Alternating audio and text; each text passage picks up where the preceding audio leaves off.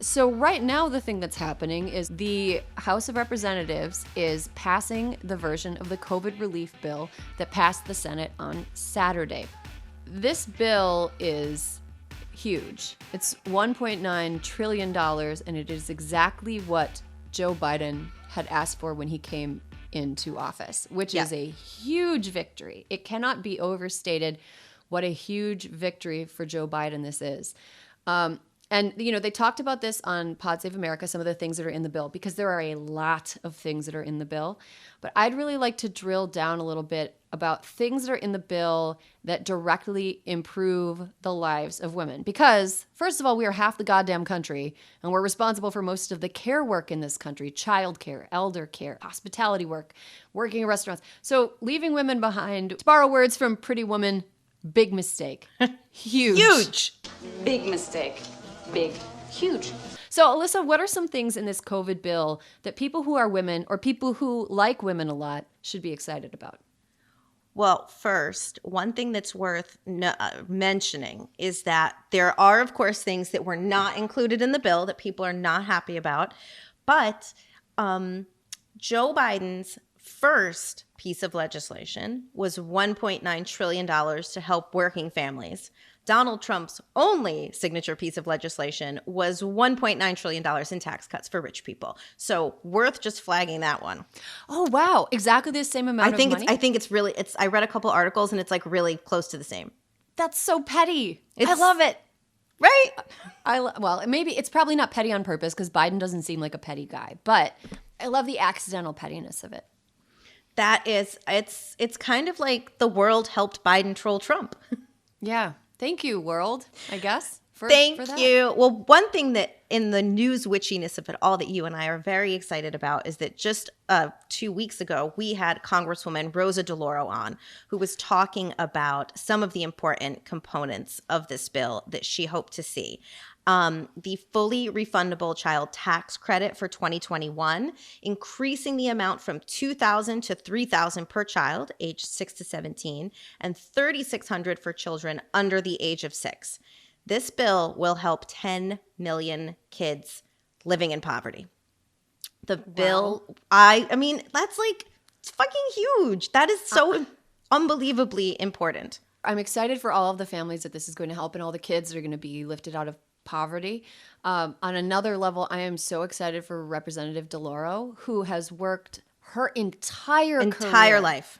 This is like her long game moonshot, and it's in this bill. I don't throw this word around lightly, but it's so inspiring.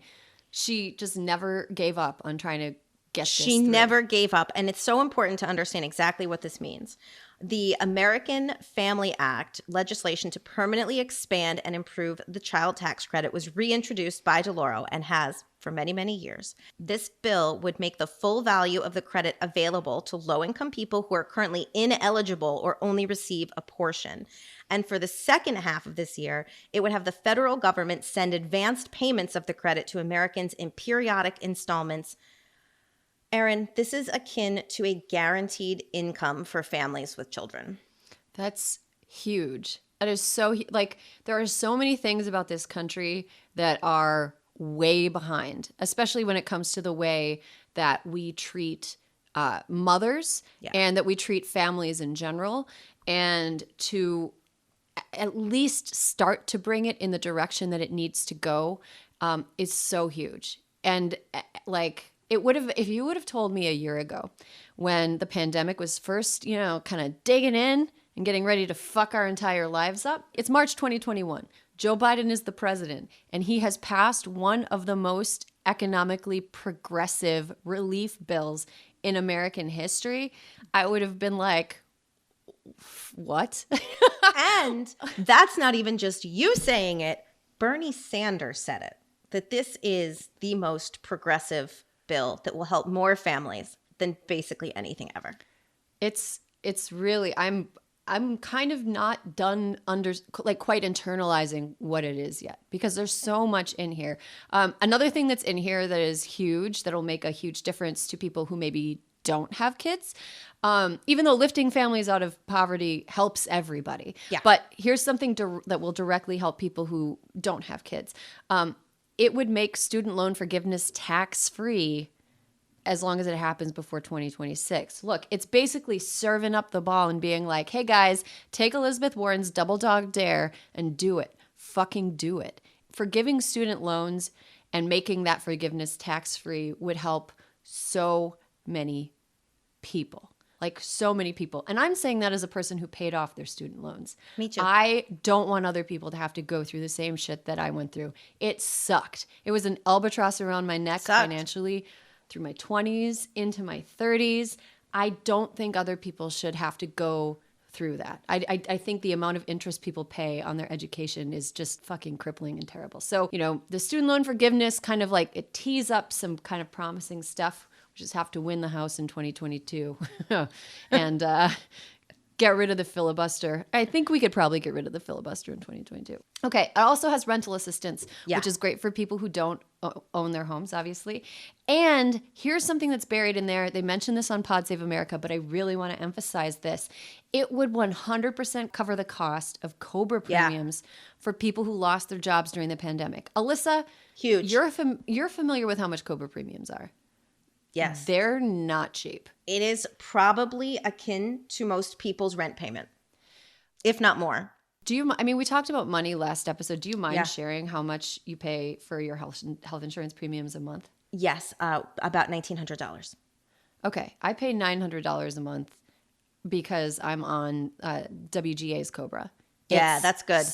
But it's so expensive. This is huge for people. I also wanted to talk a little bit about the way that the stimulus bill can help women and children leave abusers. Now, this isn't something that we've gotten really into. It's been an issue for a year, and we keep kind of having it teed up in the show and then running out of time to talk about it. So can you talk a little bit about what happened with domestic violence during the pandemic and how the relief bill addresses that? Well, domestic violence spiked, as we can imagine. And there was not a lot to help women and families in the past year to deal with these scenarios. And when you think about it, you go into a shelter during COVID, it's pretty fucking hard. This bill, however, contains $24 billion to support the childcare industry, $15 billion for childcare subsidies, and $450 million for domestic violence services. As you know, childcare subsidies are especially important. The COVID-19 pandemic resulted in the closing of 4.5 million childcare slots across the country, meaning that women can't leave their children to go look for work or for their job. More than 10 million women and men experienced domestic violence, and the police departments reported increases of 18% in San Antonio, 22% in Portland, 10% in New York City. And one of the key provisions of this stimulus bill, this relief bill, centers on the $15 billion that expands funding for states to provide childcare subsidies for low-income families with children 13 or younger, including domestic violence survivors. This is fucking great. Yeah, it's big. And, another thing that Biden has promised to do during his term is that he's promised to renew the Violence Against Women Act. Right. And it's cool that some of the goals of the Violence Against Women Act have been addressed within the COVID relief bill. Now, because who knows if the Senate can get fucking anything done. Is it too soon for us to say now on to paid family leave? Yeah, we've got to do that. Like, we got to do that. Come on. Like the audacity of us expecting new parents to go back to work with no, what is the baby supposed to do? You can adjust a work schedule. You can't adjust a baby's biological needs. Fucking adjust the work schedule. Make it the law. Anyway, that's a whole other topic for a whole other time, because I can get pretty heated about it. Okay, so despite all the good things in the bill, again, if Bernie Sanders is going on TV and tweeting about how great it is, it's probably pretty good. It's probably pretty good. But there are things in there that we did not get. And one of those things was a $15 minimum wage. Yep. So over on Pod Save America this week, Jon Lovett noted that he didn't really care about Senator Kristen Sinema's thumbs down curtsy vote against including a minimum wage provision, which I think was big of Lovett. Very big of him. Right. But guess what? I cared. I cared. I cared. Yeah. I think that it's really important that there are people that can get over that sort of thing. He's a big person. I'm not one of them. Nope. Over here, we are petty motherfuckers. Petty as fuck. We have a whole segment devoted to it. We have a whole thing about it. We polish our grudges like precious stones, and we keep them on display on top of our vanities. We're glamorous ladies with vanities and grudges like jewels on top. So, look, Sinema isn't the only Democrat who voted to strike a provision to raise the minimum wage from Biden's COVID relief bill. 7 other Democrats did. And all of them are disappointing in their own special ways, and all of them should feel bad. But she's the only one who tried to be cute while she was doing it. And then cried Don't sexism. be cute. Yeah, don't be cute. It's not fucking cute. It is It's not not fucking cute. funny. It's not cute. It's not funny. It's not cute. And your outfit is fucking ugly. It was so was ugly. so that ugly. bag. Yeah, we're petty. We're petty. You know what? If you don't start none, won't be none. We won't talk about your outfit if you're not trying to be cute about denying people a raise in minimum wage. Correct. So yeah, Sinema cried sexism when people singled her out for acting uniquely like a jerk in the context of the vote. But I just want to remind people that 2/3 of minimum wage jobs are held by women. Yep.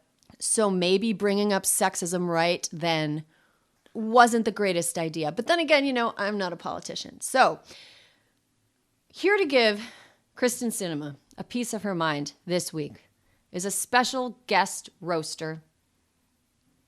You know her. We You love her. We love her. And she actually requested to come on to do this. So who are we to deny her? It's Riri Cheney. Hi, Riri. guys. Hello. Hi. It's so good to see. It's Hi. such a treat. Such a treat Yeah, to see you. just a preamble. If anyone on Twitter saw me tweet that I wanted to do this rant against around Senator Sinema, please know that if I tweet before 7 a.m., I am still asleep, and that's on me.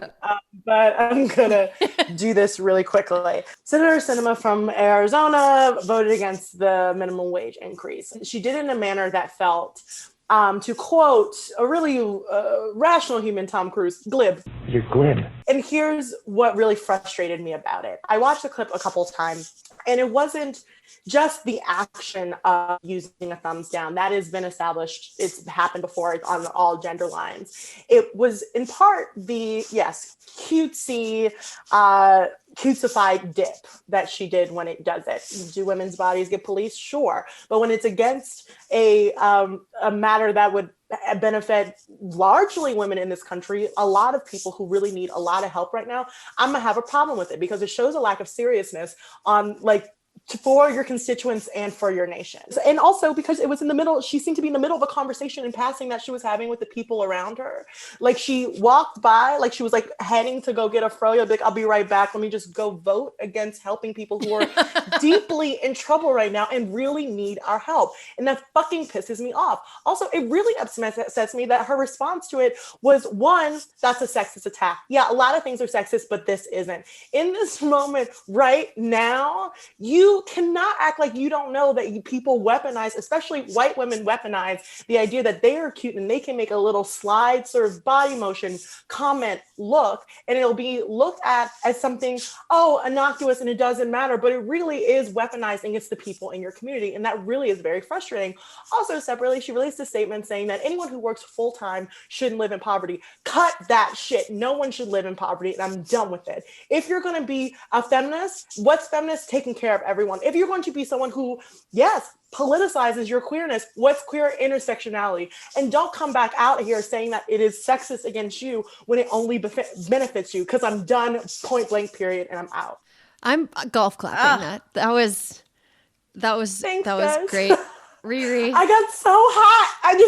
I'm so frustrated with it. It's like, don't pick the sides of your politics that fit you. We know that Washington's fucked up. We know that Democrats say a lot of things and they walk them back really quickly. That's just the nature of the game. But please don't come out here and point and pick the parts of a movement that work for you while leaving the rest of the folk who really need your help in the dark. That's Ivanka style feminism. I don't like it. I don't like it in my Nordstroms, and I don't like it on my television. It's so frustrating. But, it's like I shouldn't get that hype, but at the year anniversary of all of this, you got to keep the energy, because I feel like if we don't, the slide is going to be really easy and really simple. And I'm just not, I refuse, and I hope everyone else stays vigilant. And that was me being as egalitarian as I could, because I didn't say a lot of words I wrote down in my notes app. Riri, thank you so much for stopping by and sharing that. I think that you really channeled what a lot of us were thinking, and we appreciate the fuck out of you. Thank you so much. Today, we are so excited to welcome Kim Kelly to Hysteria. She is an organizer, a journalist, and current labor columnist for Teen Vogue, and she's based in Philadelphia. If you're not already following her on Twitter, you absolutely should. Her handle is Grim Kelly. Kim Kelly, welcome. It's Grim Kim. It's my college radio DJ name. Oh, it's Grim kind Kim. of stuck like 10 Grim years later. Kim. Oh my God, I love that. How often do you get the Busy Phillips and Freaks and Geeks comparison? Because you have the same name as the same character. name, same tall blonde white lady with blue eyes and attitude problem. It's like people of like a specific generation. It's like 1 out of 3. I actually got to interview her a couple of years ago for Jezebel purely because I wanted to get her to say Kim Kelly's my friend, and it worked. Shout out to Busy. She seems delightful. like among the top tier of cool people in Hollywood. I mean, as far as rich people go, like, it's a low bar, but I'll give it to her. Yeah, I mean, and honestly, Freaks and Geeks, one of the low-key best single-season shows of all time. Yes. I just hope they don't reboot it. I don't think you can put that genie back in a bottle. No, it was perfect. It was a perfect show. Okay, so let's start at the beginning. Before focusing on issues around labor, you were a metal reporter for 10 years, which is a little bit of a different beat, a more rapid drum-driven beat. Why did you start covering labor, and was there a specific issue that lured you in? Yeah, I mean, at this point, it's been about 18, so I still haven't totally given it up. Okay. But, yeah, I started writing about heavy metal when I was 15, and I was like, this is what I'm going to do forever. This is sustainable, and this is going to hold my interest for, until I die. And, I did kind of pivot, like a lot of places in 2018. But I went from being the heavy metal editor at Noisy, which is Vice's, I think now former music publication, to what I'm doing now. And that happened essentially because I ended up in the middle of a union drive, and I got very excited about it because and that's something I realized as I was there, talking to my coworkers. It's kind of a rarity, at least in a New York City newsroom like that, to come from a union family and to come from this rural working class background. Mm-hmm. So when it was like 2015 or so, after I'd finally gotten hired full time after being a permalancer for 8 months, I got pulled aside, and one of my coworkers was like, yeah, we're thinking about forming a union. What do you think? And I was like, hell yeah, how can I get involved? Mm-hmm. And I got very involved, and I was at every meeting and every organizing meeting. I was standing on tables giving speeches. My nickname around the office was Union Mom. It became a really consuming thing for me because I was already, in addition to like work covering heavy metal, this was 2015, 2016, so everyone kind of got a little more politicized, but I was already pretty politicized. I was already involved in like anarchist organizing projects in the city, so it wasn't that big of a leap to connect, like, oh, we're fighting for our rights at work, like, here's the politics I have, here's where I'm coming from, of course I want to get involved. And then at the time, I was also freelancing a lot because Vice paid me garbage, so I needed to do that anyway. And after I became involved with the union effort, I sort of had more of a, I think everybody has credibility to write about whatever they want, but I personally felt like I had the cred to write about labor issues. Mm-hmm. And then when they laid me off in 2019, I was like, you know what? Let's just pivot. Let's just go for it. Like, I'm going to be, I went from being a heavy metal writer with a penchant for labor to a labor reporter who still has a bunch of satanic goat tattoos.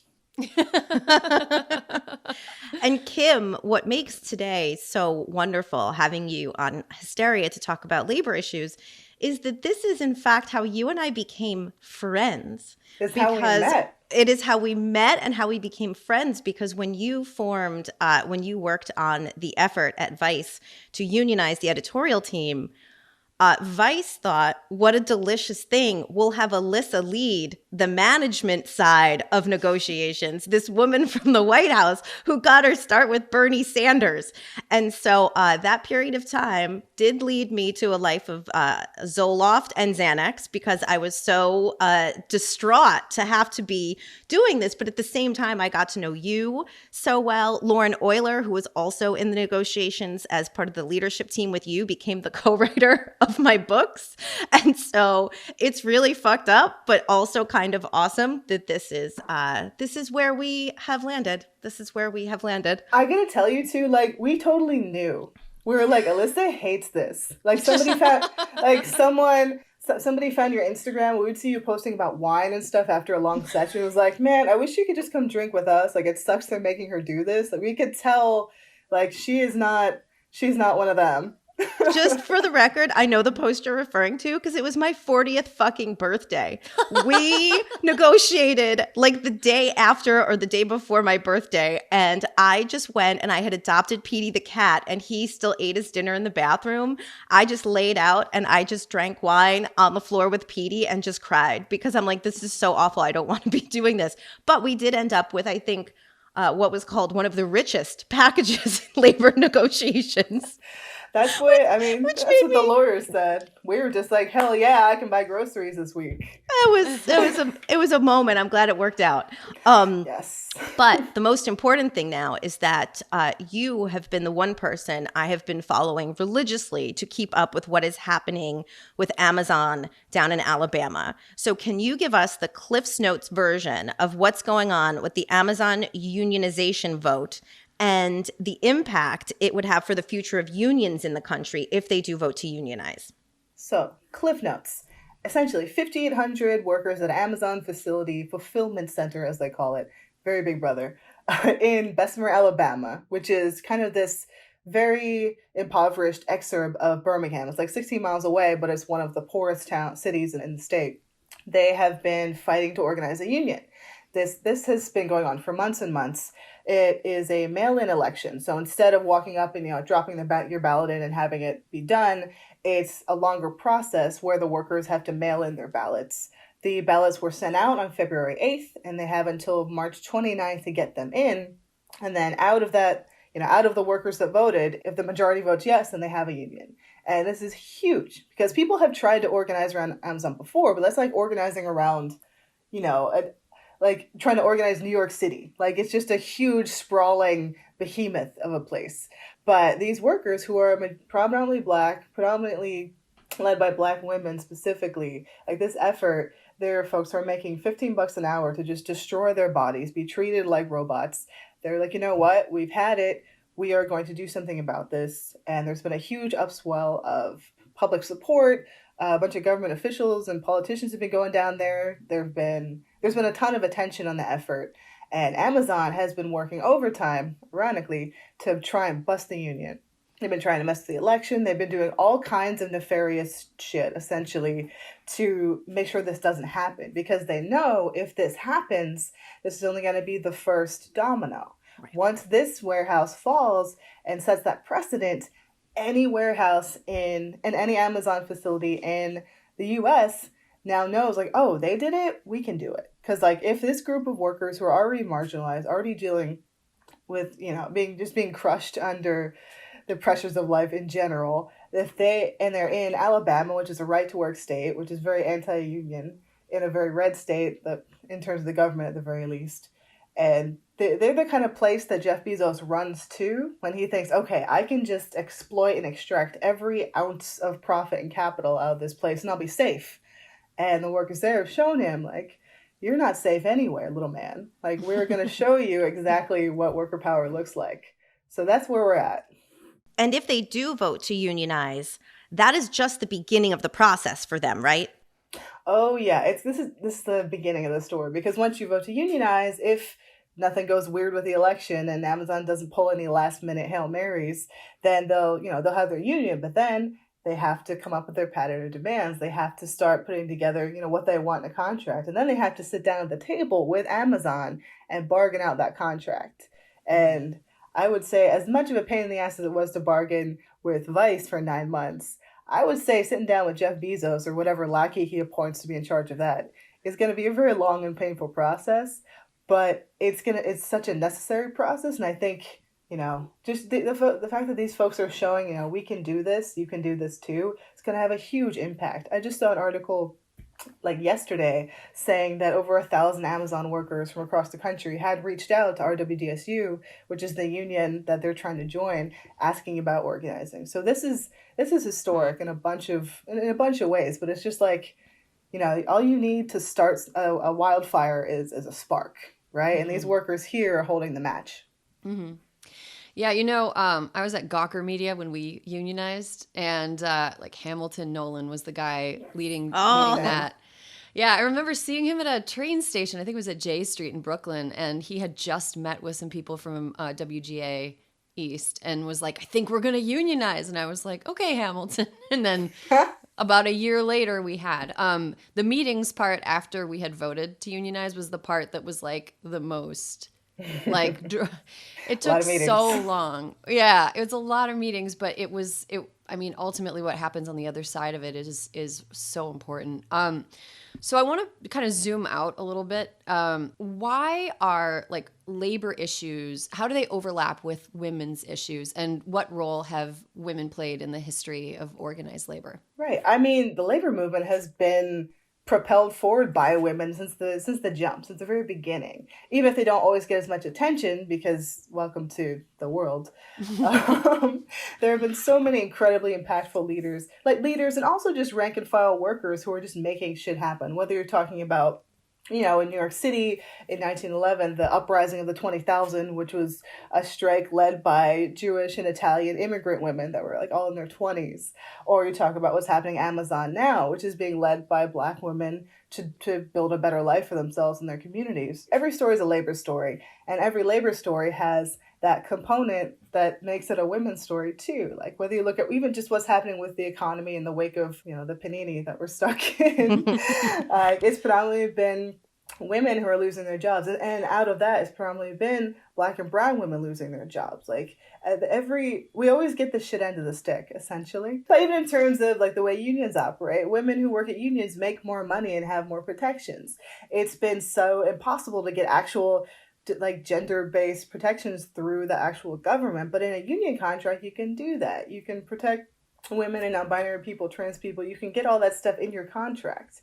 I'm a little all over the place right now because it's such a big thing, right? Mm-hmm. It's a great time for labor, I guess, but we've always been here is the thing. Mm-hmm. Like back from in the very beginning, all of my favorite women labor leaders have been radicals, like the mm-hmm. Lucy Parsons, Elizabeth Gurley Flynn's, the Dorothy Boldens and Dolores Huertas. Right now, we have women like Ai-jen Poo and Sarah Nelson. Like we're behind everything, and we're the backbone of everything, and we still get paid the least and treated the worst. Mm-hmm. And that's the mission of labor, is to change that. It's been a long, hard road, but I think we're going to eventually get there because we've already come so far.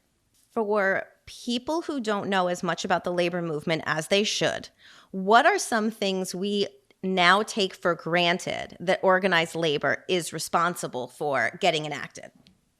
I mean, their weekends, the 8-hour workday, the end of child labor. Child labor still exists in this country, but on a much, there's less of it now, which is something, All of the major progressive changes that have happened over the past, 100 years, it's come down to labor. Whether you're looking at like FDR's New Deal policies, that was a huge labor program. When you're even at like what's happening with the White House now, obviously it's not enough, it's not what we need, but what is happening is going to help the workers. It's going to help people organize. When people organize, they can advocate for themselves, and they are able to make changes, and they're able to force people to listen.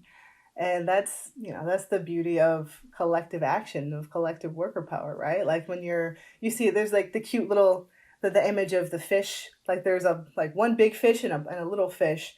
But then if you look at like a whole bunch of fish, that big fish doesn't look so big anymore. Mm. We're always stronger together. Is organized labor a stopgap for the systemic problems in our country? For example, would the fight for unionization be so urgent if we had, for example, universal health care? I mean, if anything, we'd be able to do way more if we had universal health care. If unions didn't have to spend so much time and energy and resources fighting just to keep their members alive, imagine what we could accomplish. You know, when it comes to bargaining a contract, one of the biggest and first things that you have to work on is healthcare benefits. And that takes up a lot of time because what do bosses not want to give us? Healthcare and healthcare benefits. So if you take that out of the equation, there's so much more time that can be spent on wages, work environment, and safety and other protections, like all the other stuff that we have to sacrifice just to make sure that so we can go to the hospital if we need to. And that's, you know, everything is labor. Labor is part of everything because we all work, we're all workers, we're all stuck in this capitalist system. But I think labor is the most effective lever for change because there's more of us than there are of them, right? Mm-hmm. That's what it always comes down to. We're always going to outnumber them. And if we can work together collectively, I think we can win it. I've given a lot of speeches at union things, so I tend to speak in slogans, but I do mean it. So Kim, in recent years, Republican politicians have made dismantling organized labor a priority. In my home state of Wisconsin, Scott Walker did a lot to, right to work laws, Scott Walker-esque type maneuvers to dismantle public sector unions. What are some of the other places where the attack has been egregious, and how can people fight back against that? I mean, right now what we're seeing with this horrible coordinated attack on the teachers' unions is completely egregious. The Republicans are using this guise of like, oh, the economy, or like the kids that we care about for some reason right now, to use it as a wedge to drive the public away from any sympathy or understanding of the teachers who are just trying to keep their members alive and their students alive and their communities alive. It's truly disgusting. But I mean, that's what Republicans are and that's what they do. They will use any issue as a way to wedge the public away from, you know, what their goals are. It's funny you mentioned Scott Walker's. My dad's a construction worker, and I remember he he was so annoyed he had to go to a big protest in 2011 and like yell about Scott Walker because he's a union guy, but he's like, we have different views on things, but he's a union guy, and there's a lot of union guys who don't like being yanked around, and the Republicans have no problem doing that because they just want to make the economy a more hospitable place for rich people, which like they're friends. But I mean, I would like the teachers, the transit workers, they always get the shit end of the stick.